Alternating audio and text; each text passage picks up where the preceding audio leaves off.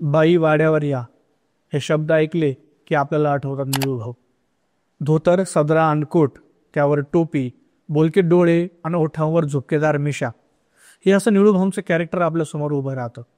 पण निळूभाऊ केवळ एवढ्यासाठीच प्रसिद्ध होते का? तर अजिबात नाही. पण आजच्या या सोशल मीडियाने मीम्सच्या नादात तशी त्यांची इमेज बनवली, तशी प्रतिमा बनवली. मराठी वाहिनीवरील सुप्रसिद्ध कार्यक्रम चला हवा येऊ द्या या कार्यक्रमामध्ये विनोदी अंक सादर करताना अभिनेते सागर कारंडे हे निळूभाऊंची मिमिक्री करायची आणि बाई वाड्यावर या हा संवाद त्यांच्या तोंडी असायचा. आणि तो डायलॉग झाला की एडिटिंग आणि साऊंड इफेक्ट्सद्वारे बहुतांश लोकांचा हसण्याचा आवाज टाकून या गोष्टीला या कार्यक्रमाने कुप्रसिद्ध केले असं म्हणायला हरकत नाही. मी मुद्दाम कुप्रसिद्ध हा शब्द वापरला कारण चला हवा येऊ द्या हा कार्यक्रम महाराष्ट्रातील घरोघरी बघितला जायचा आणि त्याच्या माध्यमातून बाई वाड्यावर या असं म्हणत जणू एखाद्या वासनांत पुढाऱ्याचीच प्रतिमा निर्माण झाली. आजच्या या तरुण पिढीने त्यांचे किती चित्रपट पाहिले ठाऊक नाही, पण त्यांच्यावर बनलेले मीम्स मात्र रोज बघतात आणि निळूभाऊंनी केवळ अशाच भूमिका साकारल्या असं त्यांना वाटत असेल. असो, मुद्दा असा आहे की जरा सोशल मीडियावर त्यांचे जसे मीम्स बनवून एका अर्थाने कळत नकळत का होईना त्या व्यक्तिमत्वाची प्रतिमा मलिन होते. आणि जशी प्रतिमा मलिन करणाऱ्या व्यक्तिमत्वांच्या हातात सोशल मीडिया आहे, तसंच हे शस्त्र आपल्यासारख्यांकडेही आहे. त्या माध्यमातून आपणही त्यांचं महान कार्य सर्वांसमोर मांडू शकतो. म्हणून निळूभाऊंच्या जीवनातील एकूण कार्याचा आढावा घेण्यासाठी आज अभिजात महाराष्ट्र या चॅनलवर आपण या व्हिडिओचा घाट घातलाय. नमस्कार, मी मंगेश आणि तुम्ही पाहताय अभिजात महाराष्ट्र. विषयाला सुरू करण्यापूर्वी तुम्हाला एक विनंती करतो की अभिजात महाराष्ट्र या आपल्या चॅनलला सबस्क्राईब जरूर करा आणि व्हिडिओ शेवटपर्यंत बघा आणि आवडल्यास लाईक शेअर जरूर करा. निळकंठ कृष्णाजी फुले उर्फ मान्य निळूभाऊ, जन्म 25 जुलै 1931. ब्रिटिशकालीन पुण्यात शुक्रवार पेठेतल्या खडकमाळ आळीत निळूभाऊंचा जन्म झाला. खरं तर आज त्यांची जयंती, पण निळूभाऊ सांगतात की त्यांची जन्मतारीख त्यांना सुद्धा माहिती नाही. घरात आई बाबा सोडून ती 11 भावंड. आमची अख्खी क्रिकेटची टीम होती असं ती गमतीनं सांगायची. घरची परिस्थिती बेताचीच. मंडीत त्यांचे 2 गाळे होते. फुलांच्या माळा करून विकणं, बागकाम करणं, भाजी विकणं अशी अनेक कामं करून घरचा उदरनिर्वाह चालायचा. निळूभाऊंच्या वडिलांनी अनेक कामं केली, उद्योग केले, पण कशातच यश मिळालं नाही. घरात सिनेमाचं, नाटकाचं तसं काही वातावरण नव्हतं. शाळेतही त्यांनी कधी सांस्कृतिक कार्यक्रमात भाग घेतला नाही. सुरुवातीच्या काळात वानवडीच्या लष्करी महाविद्यालयात माळेकाम करत असत. हे पिढीजात काम करताना त्यांना मनापासून आनंद मिळत होता. याच क्षेत्रात करिअर करायचा असा त्यांचा विचार होता. मात्र आर्थिक अडचणीमुळं त्यांना नर्सरी उघडता आली नाही. शिवाजी मराठा हायस्कूल ही निळूभाऊंची शाळा. शाळेत त्यांच्या मराठीच्या शिक्षिका कोण? तर चक्क शांता शेळके. होय, शांताबाई शेळके. मराठी या विषयाव्यतिरिक्त त्यांना कोणत्याही विषयात रस नव्हता. शांताबाईंचा तास मात्र निळूभाऊ चुकवायची नाही. मेपोसा, मॅगझिन, गार्की ही नावं शांताबाईकडूनच त्यांनी ऐकली. परकीय भाषेतल्या उत्तम कथा त्या शाळेतल्या मुलांना ऐकवायची. निळूभाऊंना ते सगळं आवडत होतं. शांताबाईच्या याच शैक्षणिक संस्कारातून निळूभाऊंना कथा, कादंबऱ्या, सिनेमाविषयाचं कुतूहल वाटू लागलं. पुढे हाच वाचनाचा वसा त्यांनी जन्मभर सोडला नाही. पण सध्या आपण थेट क्लायमॅक्सकडे न जाता या नायकाच्या संघर्षावर नजर टाकू. चित्रपट कलेतील 3 स्ट्रक्चरप्रमाणे आपण एक सिक्रेट उलगडू. तर शुक्रवार पेठेतली शिवाजी मराठा शाळा हे स्वातंत्र्यपूर्व काळात चळवळीचं केंद्र होतं. बहुजनांच्या शिक्षणासाठीच त्या शाळेची पायाभरणी झाली. श्रीमंत सयाजीराव गायकवाड, कोल्हापूरचे छत्रपती राजाराम महाराज या शाळेला मदत करायचे. सर्व जातीचे, धर्माचे विद्यार्थी सामावून घेणारी ही शाळा होती. समाजसेवी बाबा आढाव, भाई वैद्य हे निळूभाऊंचे शाळेतील मित्र. मोहन धारिया हेही या चळवळीशी जोडले गेले. फुले आडनाव ऐकल्यावर बऱ्याच जणांना प्रश्न पडतो की निळू फुले हे महात्मा ज्योतिराव फुले यांचे वंशज का? तर होय, निळू फुले हे महात्मा फुलेंच्या वंशावळीतलेच होते. महात्मा फुले हे निळूभाऊंचे पंजोबा. त्यामुळे चळवळीचा DNA त्यांच्या रक्तात होता असं म्हणायला हरकत नाही. 1942च्या चले जाव आंदोलनात निळूभाऊंच्या थोरल्या बंधूंनी सक्रिय सहभाग घेतला होता. पोलिसांचा मार खाल्ला, येरवड्याच्या तुरुंगात कारावास सोसला. तेव्हा निळूभाऊ जेमतेम 10-12 वर्षांचे होते. एवढ्या कमी वयातही ते आंदोलनात निरोप पोहोचण्याचं काम करायचे. निळूभाऊंना त्यात मजा यायची. याच काळात त्यांनी गांधीजींना अनेकदा बघितलं. साने गुरुजींच्या अनेक सभांना स्वयंसेवक म्हणून काम पाहिलं. किशोरवयात निळूभाऊंवर सेवा दलाच्या माध्यमातून आंदोलन, चळवळ, देशप्रेमाचे संस्कार झाले. पुढे पंढरपूरच्या विठ्ठल मंदिरात हरिजनांना प्रवेशासाठी चळवळ उभी राहिली. निळूभाऊ त्यातही पुढे होते. गोवा मुक्ती संग्रामात सत्याग्रहींसाठी भाकरी जमवल्या. मोरारजींनी सावंतवाडी ते गोवा ही एसटी बंद केली म्हणून मधु दंडवते यांच्या नेतृत्वात 75 मैलांचा प्रवास केला, तेही पायी. संयुक्त महाराष्ट्राच्या आंदोलनात पुण्यात इंदिराबाईंची गाडी अडवली, तेव्हा पोलिसांचा मारही खाल्ला. निळू फुले या व्यक्तिमत्वानं त्या मोजक्या वर्षात शांताबाई, साने गुरुजी, मधु दंडवते, प्र.के. अत्रे यांच्या सहवासात आयुष्यभराची शिजोरी जमवली होती. पुणे गावठाणात तेव्हा नवलोबाची यात्रा भरायची. निळू फुले तेव्हा अगदीच लहान होते. या जत्रेत तमाशा यायचा, तो तमाशा बघणं म्हणजे आनंदाची पर्वणी. उघड्या मैदानावर हजारो लोकांसमोर अभिनय करून त्यांना तासनतास खेळवून ठेवणं ही कला निळूभाऊंना विलक्षण वाटली. पुढे कला पथकाच्या माध्यमातून निधी गोळा करण्याची जबाबदारी निळूभाऊंकडे आली. त्या काळात महाराष्ट्राच्या कानाकोपऱ्यात जाऊन त्यांनी कला पथकाचे फड गाजवले. जेमतेम मॅट्रिकपर्यंत शिक्षण पूर्ण केलं निळूभाऊंनी. माळी कामाचा डिप्लोमा केला आणि पुण्याच्या आर्म फोर्स मेडिकल कॉलेजमध्ये माळी म्हणून नोकरी केली. माळी काम हे निळूभाऊंचं आवडतं काम. तिथे त्यांनी 11 वर्ष नोकरी केली.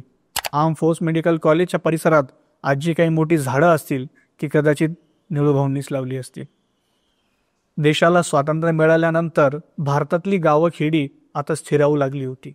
त्यामुळे या गावांचा विकास नेमका कसा असावा याचं समाज प्रबोधन आणि मार्गदर्शन करणारी नाटकं त्यांनी बसवली.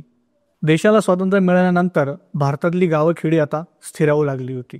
त्यामुळे या गावांचा विकास नेमका कसा असावा याचं समाज प्रबोधन आणि मार्गदर्शन करणारी नाटकं त्यांनी बसवली. शिक्षण, शेती, पाणी हे विषय त्यावेळी नाटकात असायचे. रामनगरकर, ज्योती सुभाष, जयवंत दळवी, पु ल देशपांडे ही सगळी लोक तेव्हा एकत्र काम करायची. 2 बायकांचा दादला हे नाटक निळूभाऊंनी डिरेक्ट केलं. उद्यान नावाचं नाटक त्यांनी स्वतः लिहिलं होतं. 1957च्या निवडणुकीदरम्यान सेवा दलासाठी त्यांनी येऱ्या गाबळ्याचे काम नव्हे हे वग नाट्य बसवलं. पु ल देशपांडेंच्या पुढारी पाहिजे मधला रोंगे विशेष गाजला. हल्ली नाटकाचे प्रयोग फक्त मुंबई, पुणे, फार तर फार ठाणे नाशकात होतात, पण त्यावेळी जिल्हा तालुक्याच्या ठिकाणी प्रयोग व्हायचे. खूप दौरे केले. उभा महाराष्ट्र निळूभाऊंनी पालथा काढला. 60च्या दशकात निळूभाऊंनी कला पथक, लोकनाट्य, नाटक असं खूप काम केलं. यामागे पैसा कमावणं हा उद्देश कधीच नव्हता. प्रत्येक काम त्यांनी सेवा म्हणून केलं. म्हणूनच आयुष्यभर आपल्या उत्पन्नातली 30% रक्कम त्यांनी दर महिन्याला गरजवंतासाठी खर्च केली. कथा अकलेच्या कांद्याची या लोकनाट्यावर तर महाराष्ट्रानं भरभरून प्रेम केलं. निळूभाऊंची यातली पुढाऱ्याची भूमिका प्रचंड गाजली. तत्कालीन प्रसिद्ध दिग्दर्शक अनंत माने यांनी त्यांचा हा प्रयोग पाहिला आणि आपल्या सिनेमात अशाच एका पुढाऱ्याचा रोल दिला. निळूभाऊंचा हा पहिला सिनेमा होता एक गाव 12 भानगडी. इथून पुढची 40 वर्ष मराठी सिनेमात निळू फुले हे सुपरस्टार खलनायकी ब्रँड झाले. त्यांची प्रसिद्धी किती आहे हे महाराष्ट्रातल्या बायाबापड्यांना विचारा. निळू फुले म्हणजे अख्ख्या महाराष्ट्राचे सरपंच होते. निळू फुले माहिती नाही अशी ही व्यक्ती महाराष्ट्रात शोधूनही सापडणार नाही. एका बाजूला सिनेमा तर दुसरीकडे नाटकही सुरू होतं. निळूभाऊंचं सर्वात लोकप्रिय नाटक म्हणजे सखाराम बैंदर. विजय तेंडुलकरांच्या या नाटकानं जागतिक कीर्ती मिळवली. त्यातला विचित्र स्वभावाचा सखाराम हा निळू फुले यांनी एका हाती पेलला. हो, पेललाच, कारण ही भूमिका करणं सोपं नव्हतं. डॉक्टर काशीनाथ घाणेकर, डॉक्टर लागू यांनी ती भूमिका नाकारली होती. जगाला फाट्यावर मारून जगणारा, कधी क्रूर वाटणारा तर कधी हा कोणत्या मातीचा माणूस आहे असा प्रश्न पडून प्रेक्षकांच्या डोक्याला मुंगी आणणारा सखाराम हा निळूभाऊंनी समजून उमजून उभा केला. त्यानंतर जयवंत दळवींच्या सूर्यास्त नाटकातला आप्पाजी नाटकात आत्महत्या करत असला तरी निळूभाऊंच्या रूपानं अमर झाला. निळूभाऊंना सिनेमाच्या सुरुवातीच्या काळात एक प्रकारच्या भूमिका मिळाल्या, पुढारी, सरपंच, सावकार, पण त्यातही त्यांनी वैविध्य आणलं. एकच प्रकारची भूमिका पण प्रत्येक सिनेमात ते वेगवेगळे भासत. सुरुवातीच्या काळात दादा कोंडके, अशोक सराफ, रामनगरकर यांच्या जोडीनं तुफान विनोदी आशयगण आणि तितकेच सामाजिक संदर्भाला धरून असलेले सिनेमे केले. गल्ली ते दिल्ली हा सिनेमा आजही बघा. 50 वर्षानंतरही तो आजचाच वाटतो. दुसरीकडे तमाशापटांचा सुवर्णकाळ होता. पिंजरा हा निळूभाऊंच्या कारकिर्दीतला आणखी एक मास्टरपीस. खरं तर मास्तर म्हणजे डॉक्टर लागू हे सिनेमाचे नायक होते, पण निळूभाऊंचा तो साईड रोल एखाद्या नायकापेक्षा कमी नव्हता. जेवढे डॉक्टर लागू आपल्याला लक्षात राहतात तेवढेच निळूभाऊही. सामना मराठीतला पहिला राजकीय पट. लेखक विजय तेंडुलकर, डायरेक्टर चब्बाळ पटेल. सिनेमात निळूभाऊ आणि डॉक्टर लागू यांची जुगलबंदी. या सिनेमानं निळू फुले यांना प्रसिद्धीच्या अत्युच्च शिखरावर नेऊन ठेवलं. सामनातल्या सहकार सम्राट हिंदूराव धोंडे पाटील या व्यक्तिरेखेची दखल 2013 साली फोर्ब्स मासिकानं घेतली. भारतीय सिनेमातील 25 ग्रेटेस्ट ॲक्टिंग परफॉर्मन्समध्ये निळूभाऊंच्या हिंदूराव धोंडे पाटीलचा समावेश होता. त्यानंतर दुसरा राजकीय सिनेमा म्हणजे सिंहासन. खरं म्हणजे आतापर्यंत राजकीय पुढाऱ्यांच्या भूमिका वठवणाऱ्या निळूभाऊंना सिंहासनमधला कुठल्याही पुढाऱ्याचा रोल शोभला असता, पण त्यांनी पत्रकार जिगू टिपणीस साकारला. तद्दन एकसुरी भूमिकातून बाहेर पडून निळूभाऊने ती भूमिकाही अजरामर केली. पुढे मराठीतल्या प्रत्येक निर्मात्या दिग्दर्शकाला निळू फुले आणि डॉक्टर लागू आपल्या सिनेमात हवे असायचे. डॉक्टर लागू त्यांना गमतीनं महान हिंस्त्र नट असं म्हणायचे. सखाराम बाइंडरमधल्या माणसासारखेच निळूभाऊ असतील अशी कल्पना डॉक्टर लागूंनी केली होती.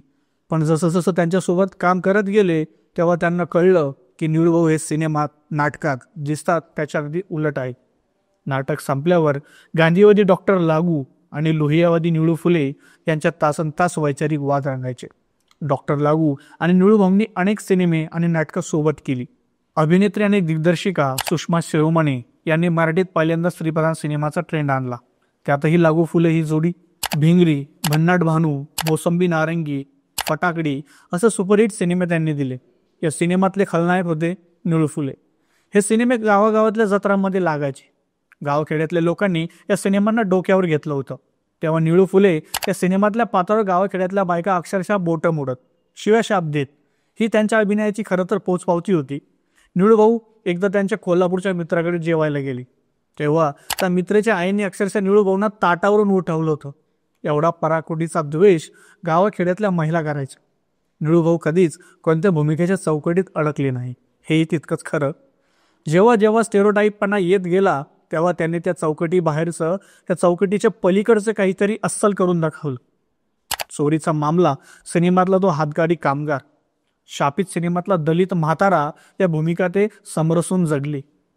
मुक्काम पोस्ट देबेवाडी, बिनकामाचा नवरा, कळत नकळत, जैत रे जैत, एक होता विदूषक आणि त्यांचा शेवटचा सिनेमा गोष्ट छोटी डोंगरे उडी अशी कितीतरी सिनेमांची नावं घेता येतील. दुसरीकडे हिंदीतही त्यांनी अमिताभ बच्चन सोबत कुली, अनुपम खेर सोबत सारांश, दिलीप कुमार सोबत मशाल, कमल हसन सोबत जरा सी जिंदगी अशा सिनेमांमधून काम केलं. पण हिंदीत ते फार काळ रमले नाही. तो ठसकेबाजपणा मराठीतच आहे हे त्यांना उमगल्यावर परत ते त्या वाट्याला गेले नाही. लोकमान्यता म्हणजे लोकांची पसंती हा सिनेमा उत्तम असण्याचा एकमेव निकष आहे असं त्यांचं ठाम मत होतं. सध्याच्या मराठी आणि हिंदी चित्रपट निर्मात्यांसाठी खरं तर हा कानमंत्र आहे.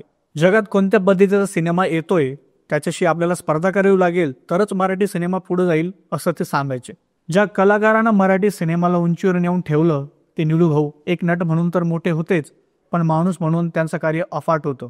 चळवळीसाठी ऊन पावसात भटकलेल्या, लाठाकाठा खाल्लेल्या या महान कलाकाराची नक्कल करताना आजच्या कलाकारांनी थोडं तरी भान ठेवायला हवं. बाई वाड्यावर या हे 3 शब्द म्हणजे त्यांची कारकीर्द नाही. सतत तेच तेच हिडी सांगणारे विनोद करून ना तुम्ही मोठे होणार ना मराठी सिनेमा. त्यासाठी निळू फुले या माणसाला वास्तव यायला हवं. नैसर्गिक अभिनय किंवा आपण ज्याला आता मेथड ॲक्टिंग वगैरे हा म्हणतो, हा ट्रेंड हल्ली 10 वर्षात फार वाढला. म्हणजे सर्वसामान्यांनाही त्या गोष्टी कळू लागल्या. पण निळू फुले यांनी त्या काळात नैसर्गिक अभिनयासाठी ओळखलं जायचं. कदाचित जागतिक सिनेमा बघून बघून ते त्यांच्यात उतरलं असावं. सिनेमाच्या पडद्यावर त्यांच्यासारखा खलनायक पुन्हा होणार नाही, तसाच खऱ्या आयुष्यात त्यांच्यासारखा नायकही आता होणे शक्य नाही. माणसानं आयुष्य कसं आणि कशासाठी जगावं याचा अध्याय म्हणजे निळू फुले. अशा या लढवय्याला, महान कलाकाराला अभिजात महाराष्ट्रातर्फे विनम्र अभिवादन.